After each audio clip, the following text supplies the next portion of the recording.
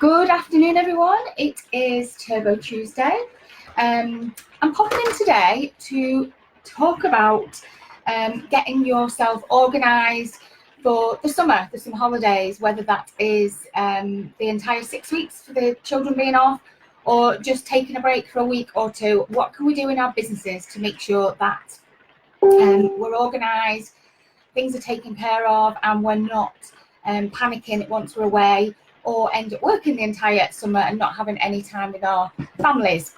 And ironically, I'm saying this loudly because the rain is absolutely hammering down on the she shed. So it's certainly not summery weather right now, although it's been glorious for the last few days. So let's hope that we don't have a very wet summer holidays ahead of us. So my kids break up in 2 weeks, 2 weeks tomorrow. It's fast approaching. I've been trying not to think about it, but it's happening and there's nothing you can do about it. Now, if you have small children, if you run an online business from home, and you really it's going to fall onto you to have the children be in charge of childcare. You are going to be panicking a little bit about having some time available to monitor your business. So what I want to talk about today is making sure what little time you do have, either because your time's taken up with childcare or you actually want some time off yourself. What can we do to alleviate that stress so that you can take some time off, you can have a bit of fun, and you can leave your business to tick over? So first thing, if you have a bricks and mortar premises, if you have a shop, then the first thing is really to make sure that you do have cover while you intend to take a little bit of time off. So any staff rotas or asking people to come in and do extra shifts, it's always a good idea to give them as much notice as possible. So if you haven't done that already, get that done. Explaining to them why, and possibly offering to cover them on a Saturday instead, if they normally work Saturdays and they work in the week. Offering to cover for them instead can work wonders, and people will be much more amenable. If you work for yourself and there is only you in the shop, or there is only you running your business, then it's a case of making that decision whether to let your customers know that you're going to be closed for a couple of days or working on shorter hours, or you are holding off taking orders for a certain period of time. But whatever you decide to do is right for you, and we are our own bosses, so we can do this. But it just be clear with your customers and let them know, either notice on the door, information on your social media and on your website. If orders are going to take a little bit longer to process, let them know. You are managing their expectations. Everybody's human. Everyone deserves a holiday. Everyone deserves time off with family and friends. So be honest with them. Be very clear. Don't make it so that you are literally coming back from some time off and you are going to end up with 30 orders to get out that day. Cut yourself a bit of slack, give yourself a little bit of leeway, add another day or so on for processing time, but be very clear with your customers and let them know. And unless it is something really crucial, they will hang on and wait for you. Right, so that's the main thing. So staff and your customers, we sort them out, make sure that everybody knows what they're doing, what hours we're opening. The next big thing, and this is something that I do, is to schedule my social media for any time that I am taking off on holiday, or if I'm going to be away on a trip. I'm not around to plan my social media on a daily basis. I get that done. So we have what do we have? We have 6 weeks off, or most of us do, or the children do. So you're looking at around 40 to 50 posts that we want to schedule. If you do one every single day, you might just want to do one for the weekdays, in which case you're working on far less.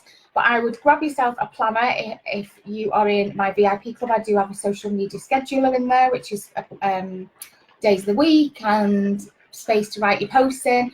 Or grab yourself a calendar off Google and just start to plot out the different posts. And when you've done one, mark it in there so you know you've done it. I use Facebook's own scheduling tool. I don't use anything external. It's much easier, much more straightforward. You can schedule stuff onto your page and into your group as well, so it goes to both. But yeah, try and get as much of that done this week and next week as you can. That way you know that at least one post has gone out to your audience on the days that you are away from your business. So you are retaining that consistency, you're retaining that communication with your customers. If you mix up the posts, if you they will even know that you're not around. So if you do a funny meme one day, if you are sharing a bestseller, if you're sharing a behind the scenes, you might even want to add in some impromptu posts while you're away of yourselves having ice cream or chilling by the pool or whatever it might be. People do like to see that you're having a nice time. They don't get all jealous or precious about it. They do like to see that you are having a nice time and see where it is that you've planned to go on your holidays. So don't be afraid of popping a couple of impromptu posts in as well if you are away.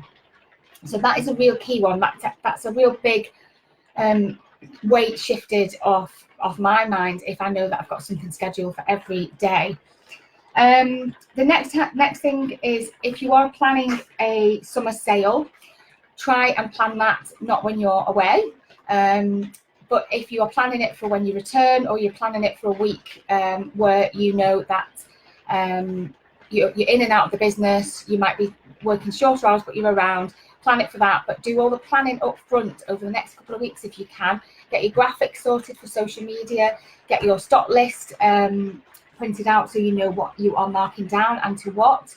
You could even pre-plan your social media posts. You can sort out your graphics for your website, try and get all of that done so that when you've had a bit of time off and you come back to the business and you are going to have an end of summer sale at the end of August, everything is done for you and you've literally just got to press live on your posts.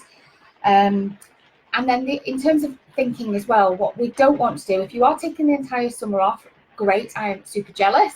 If you're taking a lot of time off, or you're taking a step away from your business for a good few weeks, what you don't want to do is to come back to it at the end of August, early September, and we are boom right in the start of autumn, winter, Christmas season, Halloween's upon us, back to school. So if any of those seasons affect your business, which for Christmas it no doubt will do, but what you don't want to do is arrive back to your shop or your business and literally have to start planning for Christmas and start buying in your product ranges, doing stock checks and stock counts on previous stock. If you can get any of that done before you take a little bit of time off as well, that will certainly alleviate the stress when you do come back at the end of summer. And the last thing I wanted to say is to absolutely prioritize your time that you spend with family and friends. If you do have small children and they are going to be off for the duration of the holidays and you want to spend some time with them, you go and do that, because that's why we are self-employed.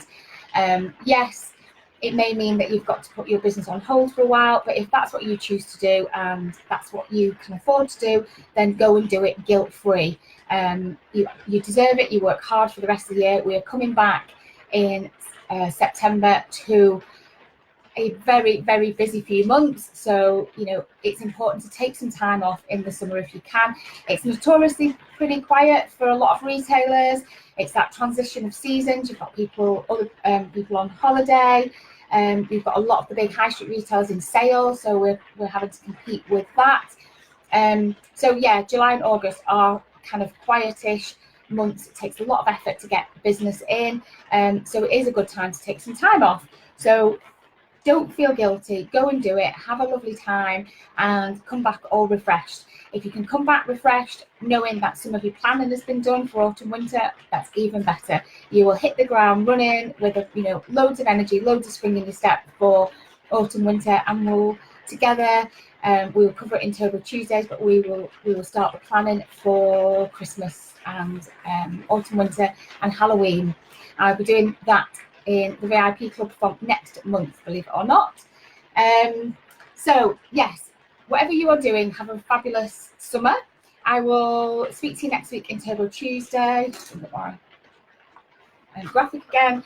Have a fab day. If anyone's got any questions, let me know. There's a few people watching live. Hello, if you're watching live. I don't know who is watching If you are watching on replay and you've got a question, let me know. That's absolutely fine. I'm in and around this group answering any questions. So have a fab day and a lovely summer. See you soon. Bye.